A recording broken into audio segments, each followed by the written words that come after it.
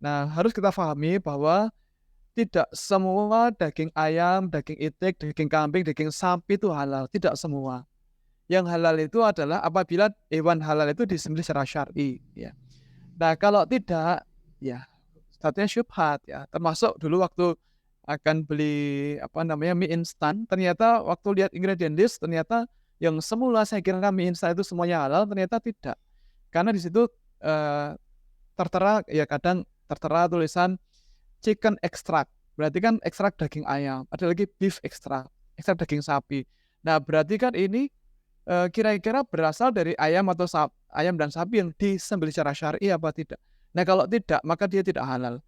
Rasul itu pernah bersabda dalam sebuah hadis dari Abi Waqid Al-Laitsi, beliau mengatakan bahwa Rasulullah SAW bersabda, "Setiap bagian tubuh binatang yang terpotong ketika hewannya masih hidup, maka ia adalah bangkai."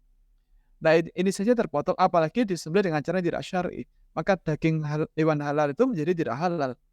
Memang hewannya halal lidzatihi, tetapi kalau tidak disembelih secara syar'i, maka tidak otomatis jadi halal.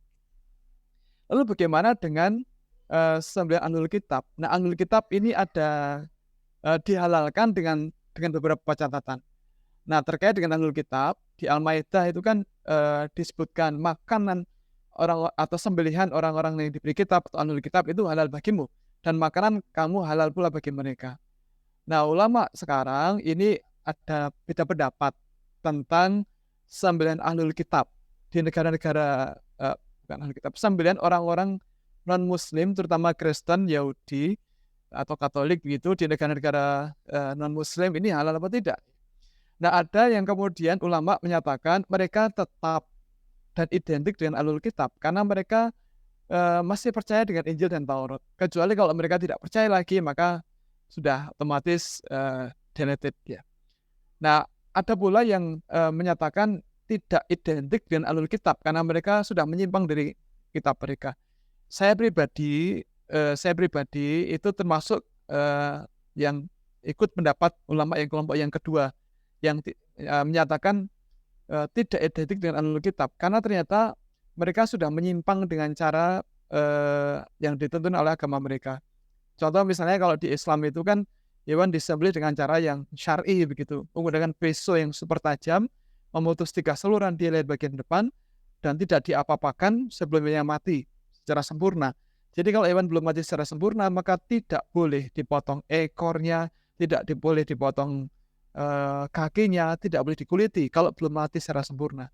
Kenapa? Karena kalau belum mati, kemudian dipotong kakinya itu sakit luar biasa. Hewannya bisa mati bukan karena disembelih, tapi karena kesakitan luar biasa. Nah, eee, di UK itu kan masih ada, standar penyembelihan yang tidak syar'i, ya.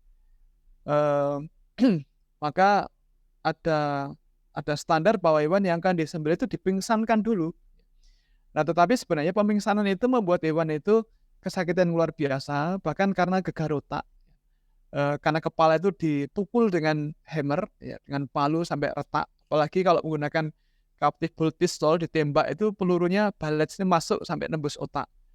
Nah, saya ingat dulu pernah diundang khotib sholat Id di Birmingham.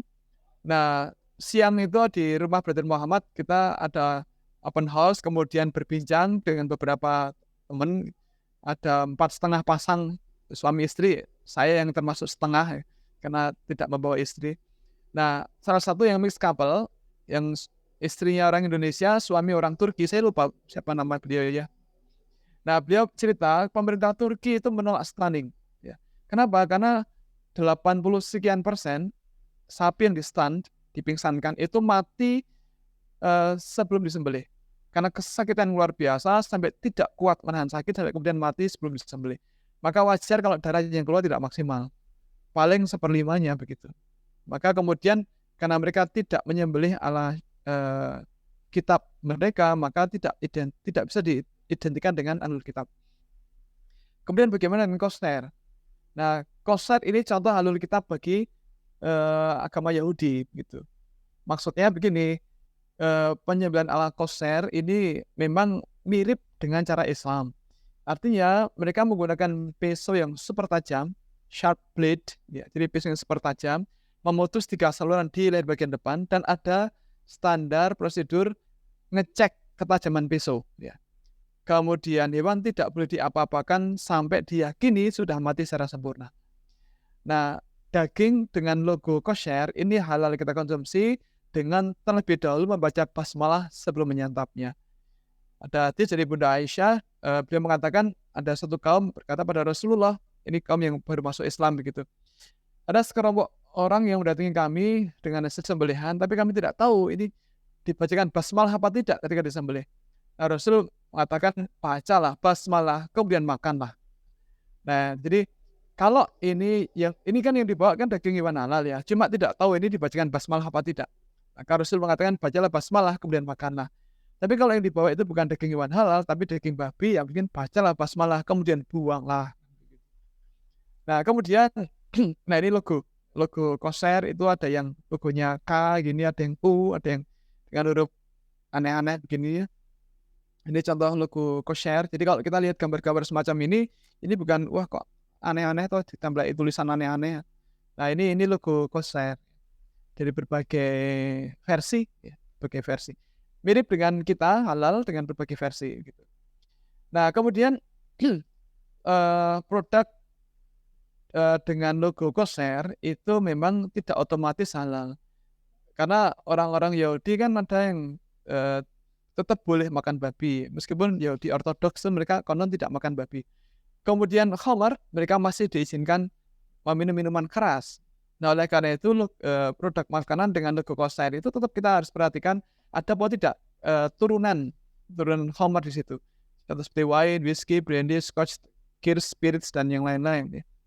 Kemudian ada nggak darah dan produk olahannya.